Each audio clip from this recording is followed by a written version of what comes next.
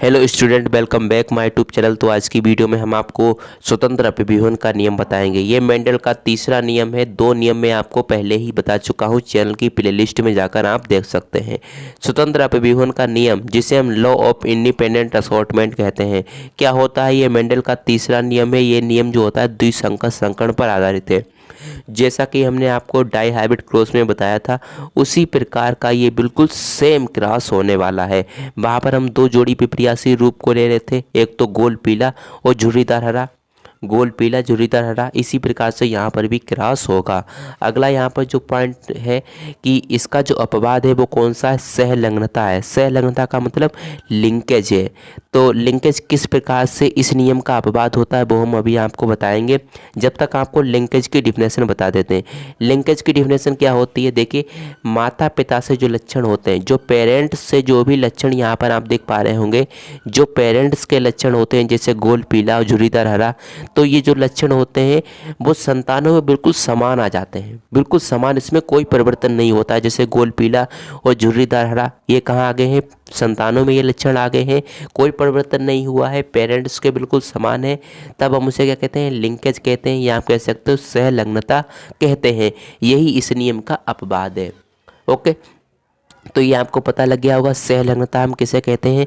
अगली जो यहाँ पर हमने पॉइंट को लिखा है कि इसमें दो जोड़ी विपर्यासी रूप को लेकर संकर कराते हैं। जैसा द्विसंकर संकरण में मैंने आपको बताया था कि इसमें हम दो जोड़ी विपर्यासी रूप को लेकर संकरण कराते हैं। देखिए, इस प्रकार से दो जोड़ी विपर्यासी रूप हैं, एक तो गोल पीला है, एक होता है झुर्रीदार हरा। तो यहाँ पर हमने दो जोड़ी विपर्यासी रूप को लिया है और उसमें हमने क्रॉस कराया है। ओके, तो ये बात आपको पता है। अगला यहाँ पर हमने जो पॉइंट लिखा है ये भी काफ़ी ज़्यादा इम्पोर्टेंट है कि इसमें किसी भी जीन का युग्म विकल्पी, या आप कह सकते हैं कोई भी जीन का युग्म विकल्पी किसी दूसरे जीन के युग्म विकल्पी के साथ स्वतंत्र रूप से संयोजन कर सकता है, स्वतंत्र रूप से संयोजन कर सकता है, और इससे पुनर्संयोजी बनते हैं, रिकॉम्बिनेशन, या आप कह सकते हो नए लक्षण बनते हैं। ओके, तो इस प्रकार से यहाँ पर होता है। देखिए, यहाँ पर हम देख पा रहे होंगे, देखिए यहाँ पर कोई भी जीन होता है किसी भी जीन के साथ स्वतंत्र रूप से संयोजन कर सकता है। जिससे गोल वाला है ये झुर्रीदार के साथ भी संयोजन कर सकता है। हरा वाला जो लक्षण है, या आप कह सकते हो हरा वाला जो जीन है वो पीले वाले जीन के साथ संयोजन कर सकता है स्वतंत्र रूप से, उसमें कोई इतराज नहीं है। ओके, तो यहाँ पर क्या होता है? पुनर्संयोजी बन जाते हैं, रिकॉम्बिनेशन बन जाते हैं। जैसे यहाँ पर पीला वाला जब झुर्रीदार के साथ संयोजन करेगा तो नया लक्षण बन जाएगा। ओके, देखिए यहाँ पर क्या आ गया है? गोल हरा आ गया है और झुर्रीदार पीला आ गया है। तो गोल हरा ये वाला जो जीन होता है वो हरे के साथ स्वतंत्र रूप से संयोजन कर सकता है। ओके, और जो झुर्रीदार पीला होता है, ये वाला झुर्रीदार और ये पीला, ये वाला जो लक्षण होता है वो इस लक्षण के साथ स्वतंत्र रूप से संयोजन कर सकता है। यहाँ कह सकते हो झुर्रीदार वाला जो जीन होता है, ये वाला जो जीन है वो इस जीन के साथ स्वतंत्र रूप से संयोजन कर सकता है। देखिए, इस प्रकार से यहाँ पर इसीलिए पुनर्संयोजी बन जाते हैं। पुनर्संयोजी का मतलब होता है रिकॉम्बिनेशन बन जाते हैं। रिकॉम्बिनेशन क्यों बन जाते हैं? स्वतंत्र अपव्यूहन के नियम के कारण ये पुनर्संयोजी बन जाते हैं, क्योंकि यहाँ पर कोई सा भी जीन होता है किसी के साथ भी संयोजन कर सकता है स्वतंत्र रूप से। तो ये जानकारी आपको होनी चाहिए। अगला यहाँ पर जो पॉइंट लिखा है कि युग्मक बनते समय युग्म विकल्पी जो होते हैं किसी दूसरे युग्म विकल्पी को प्रभावित नहीं करते। इसमें कोई भी युग्म विकल्पी युग्मक बनते समय किसी दूसरे युग्म विकल्पी को प्रभावित नहीं करता है। जैसे यहाँ पर एक गैमीट बन गया कैपिटल आर और कैपिटल वाई। कैपिटल आर क्या करता है? गोल को कोड करता है, या आप कह सकते हो गोल लक्षण को प्रकट करता है, और जो कैपिटल वाई है वो पीले लक्षण को प्रकट करता है। ओके, तो इसी प्रकार से यहाँ पर एक युग्म विकल्पी किसी दूसरे युग्म विकल्पी को प्रभावित नहीं करता है, या आप कह सकते हो एक जो युग्म विकल्पी होता है किसी दूसरे युग्म विकल्पी के साथ मिश्रित नहीं होता है। ये जानकारी आपको होनी चाहिए। ये जो यहाँ पर लाइन लिखी गई है, ये लाइन लॉ ऑफ सेग्रीगेशन जो नियम मैंने आपको बताया था, मेंडल का जो दूसरा नियम होता है पृथक्करण का नियम, उसमें ये लाइन काफ़ी ज़्यादा इम्पोर्टेंट है। अगला यहाँ पर जो पॉइंट लिखा है कि इसमें संतानों के जो लक्षण होते हैं वो जनक से भिन्न होते हैं। जैसे यहाँ पर गोल हरा हो गया, झुर्रीदार पीला हो गया। तो यहाँ पर जो गोल हरा और झुर्रीदार पीला होता है वो कैसा होता है? पेरेंट्स से भिन्न होता है, या आप कह सकते हो जो पेरेंट्स होते हैं उनसे अलग होता है। क्योंकि यहाँ पर क्या हो रहा है? स्वतंत्र अपव्यूहन का नियम लागू हो रहा है, यहाँ पर नए लक्षण बन रहे हैं। ओके, तो इस प्रकार से यहाँ पर बताना है आपको। और यहाँ पर क्या हो रहा है? सहलग्नता प्रकट हो रहा है। सहलग्नता का मतलब होता है लिंकेज प्रकट हो रहा है। पेरेंट से बिल्कुल समान यहाँ पर लक्षण दिखाई दे रहे हैं, तो यहाँ पर लिंकेज के कारण ये लक्षण दिखाई देते हैं।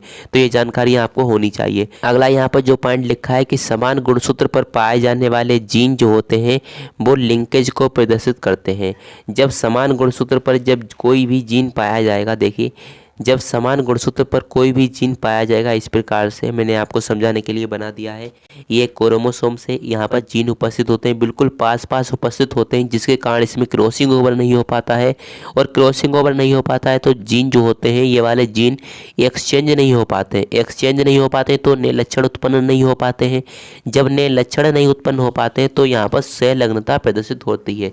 इस प्रकार से माता पिता के जो लक्षण होते हैं वो संतानों में बिल्कुल समान आ जाते हैं। किसके कारण? इस जीन के कारण, क्योंकि जो जीन होते हैं बिल्कुल पास पास उपस्थित होते हैं। लेकिन जो नॉर्मल व्यक्ति होते हैं उसके जो जीन होते हैं दूर दूर उपस्थित होते हैं, इसमें एक्सचेंज हो जाता है, नए लक्षण उत्पन्न हो पाते हैं, क्रॉसिंग ओवर हो जाता है। ओके, तो इस प्रकार से नए लक्षण उत्पन्न होते हैं। तो यहाँ पर इसी प्रकार से देखिए पुनर्संयोजी उत्पन्न होते हैं।